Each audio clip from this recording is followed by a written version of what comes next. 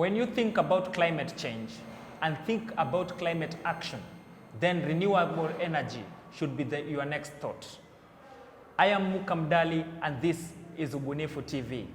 Today, niko Mathare, where I've met young innovative youth who have come up with a product that will be able to revolutionize how we use fuel in Kenya today.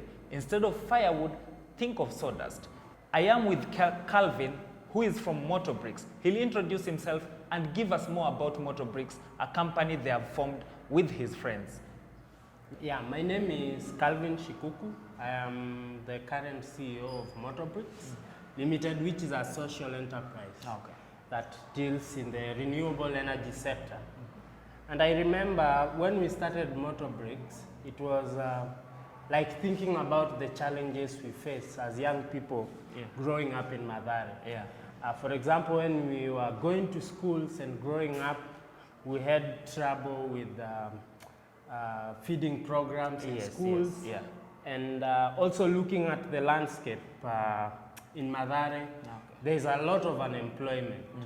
So to break the cycle of unemployment, we thought about coming up with something that will give us opportunity and also give other youth the same opportunity so that we create employment for ourselves, but also think about how do we contribute to the global agenda, issues on SDGs. For sure, And because we felt that as people living in informal settlements, we were being left out of the debate on climate change.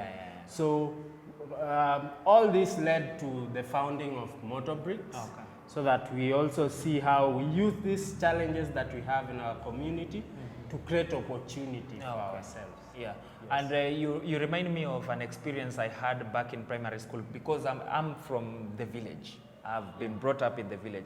We used to, during our, rather the feeding program, you'd realize that we'd be told to carry firewood to school, because again, it was not very sustainable for the school to keep buying firewood for itself, because again, it's a public school. We were paying like 20 shillings, 30 shillings to be in school. But I think it's very innovative of you to come up with this social enterprise where you are able to use raw materials that probably some of us will think it's waste, to be able to use it as fuel. But there's a lot of, definitely there's a lot of effort, and there's a lot of maybe technology that goes into this. What kind of things do you use to make your briquettes? So currently, as Moto Brix, there are things that we need. We do not have them yet. But what we have are this. So for example, this one is a simple briquette machine. Maybe we can just go there for the camera. So this one uses a motor. It has a generator, about 7.5 horsepower. This one has the capability of producing about 0.5 tons an hour. So what goes here, we have a motor that does so we put the mixture here. I'll explain what the mixtures are. And then it comes out through there, and there is a motor that compresses them, and they come out. So when they're coming out, they're compact, it's a solid thing. So then we'll dry them. They are still moist, but the mixture is now good for drying. So what goes here, for example, this one, we use charcoal dust. The charcoal dust, of course, has other things like binders. For our case, we add waste papers, which we get from schools as well. We also have other binders that we can use, like cassava, the porridge, the flour, probably ground cassava. And we can also use ngano, like wheat flour, to do the mixture. Isn't that expensive? Not really, when you consider the ratio you are putting in. So it's just a little to help bind the dust. For cases like sawdust, again, sawdust mostly do not need binders. And That's why this machine can't do that. Oh, okay. Because it needs some more power. Yeah. So once we put the mixture here, we get it out through the pipe. Now through here, yeah. And then we dry it. Okay. There is another process of drying it and also packaging for our client. Now for sale. Yeah, the second machine, I can light this up so that at least... Yeah, you can switch it on so that maybe we Yes. can see the motors moving.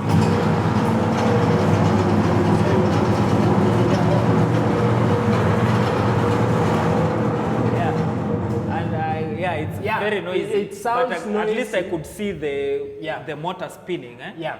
Probably now the compression you're talking about. Yeah, it may seem noisy, but once you put the mixture here, the noise disappears. Oh, okay. Yeah, I think over time, also locals who have been into the business have done a lot of improvements on this machine. But you've also talked of charcoal dust about being one of your raw products. I think that is a whole conversation that we will have. Because it also attracts its own controversies on using charcoal briquettes. Exactly. But you also told me you have a second product. Yeah, so this is a second product that we have. Yeah. This is a machine, also locally made. Okay.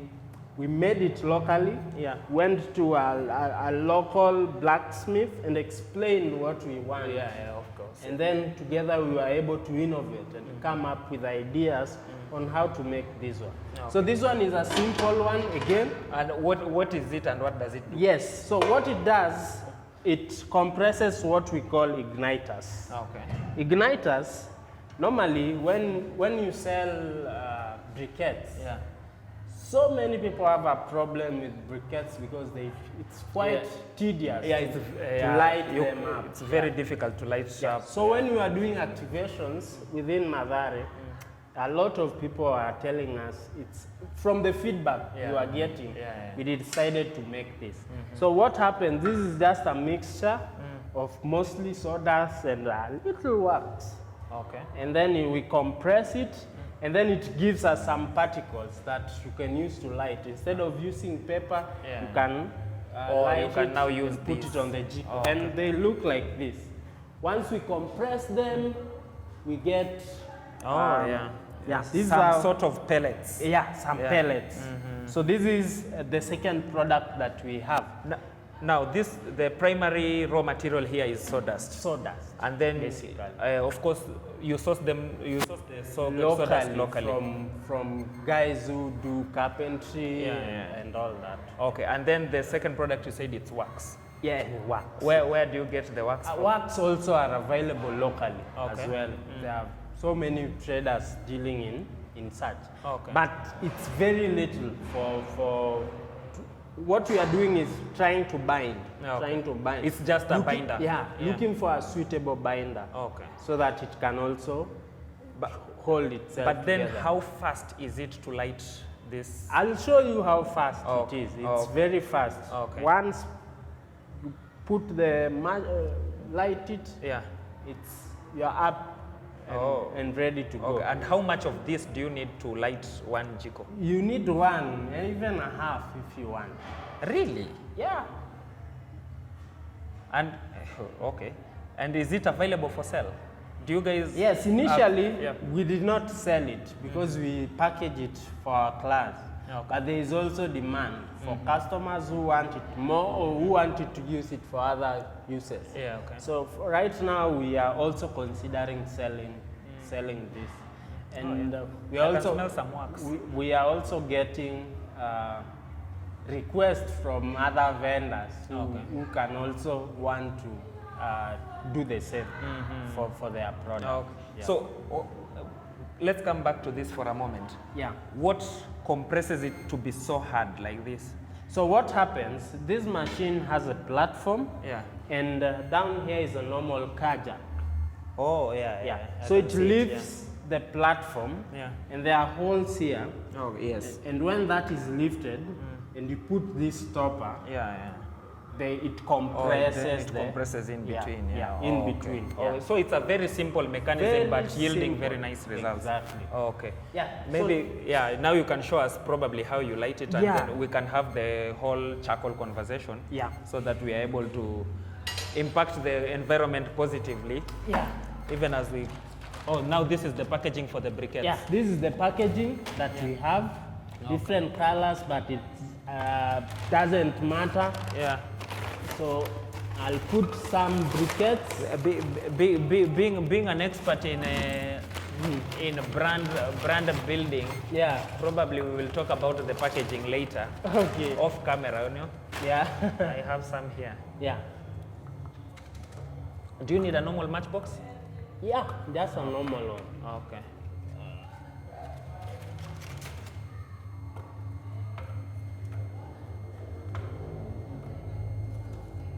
So this is very efficient for a mama who is ready to make breakfast Yes. for the children. Yeah.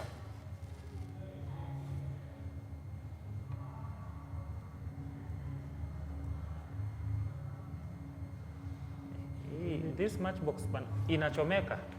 Yeah. Hii matchbox inachomeka mbio To sana. put it chini kidogo. Yeah. That way. Once it Lights, that's it. That's it. I think. And there are other solutions like I know there's a kind of a liquid, Yeah, paraffin. yeah, or there's a liquid actually that you can actually put on the briquettes and then you light it. Which one is more efficient? Is it this one or the liquid?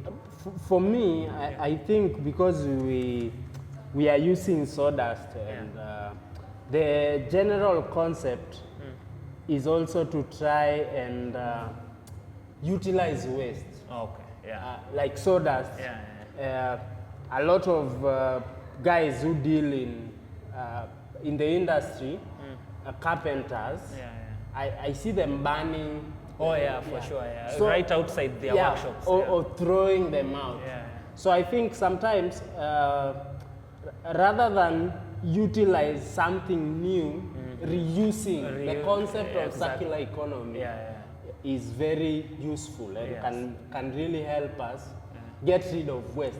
Because you know, more than 50% to 60% even of waste in Nairobi is uncollected. Yes. There is no an efficient collection system. Yeah. And even dumping them, there is still a lot of unsustainability in managing the waste. So this waste pile up. So whenever there is any problem in Mathare, in terms of it rains, there are chances that cholera outbreaks and things like that. Yeah. So I think the concept of circular economy and reusing makes this a better product. You know, I heard that Greece have zero waste. Yeah. A country like Greece have zero waste. And I think such initiatives are what will be able to contribute to us going towards that step where we have zero waste, where we do not have places like Dandora dump site. Dandora dump site should be a place where we are not even recycling. What is it called? Where, I don't know, probably trying to bring that waste in a way that it will be properly used in a more economical way that will impact the economy rather than that kind of dumping that goes on there. And by the way, do you know that if you analyze waste, only 5% is waste. The rest, 95% can be utilized. And you know, when you have an inefficient system of collection, most of these are disposed in ways you can't utilize. Because if something piles up somewhere for 5 years, it has no use. It has no use. So part of what we do, and we'll talk about our impact and the structure we are using to achieve our goals as a social enterprise. We are not only looking at making money. We are looking at influencing behavior change. And a lot around that.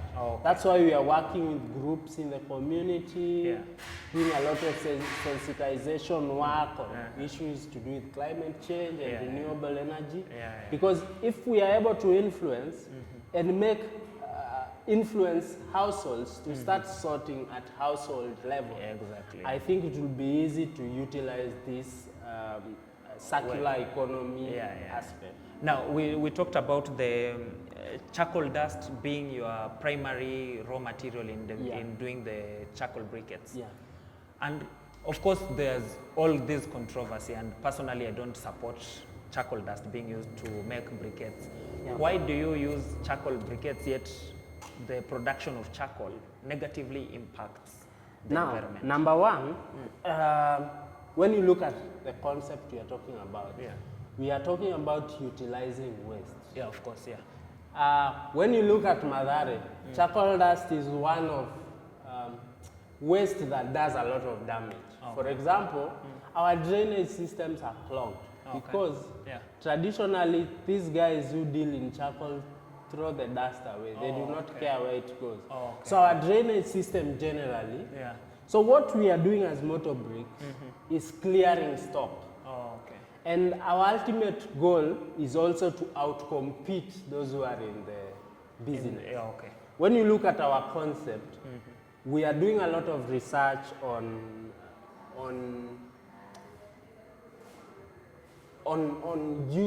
utilizing the solid waste available in the area. Also, or that is the eventual goal, that you'll be able to do the same thing, but now using solid waste.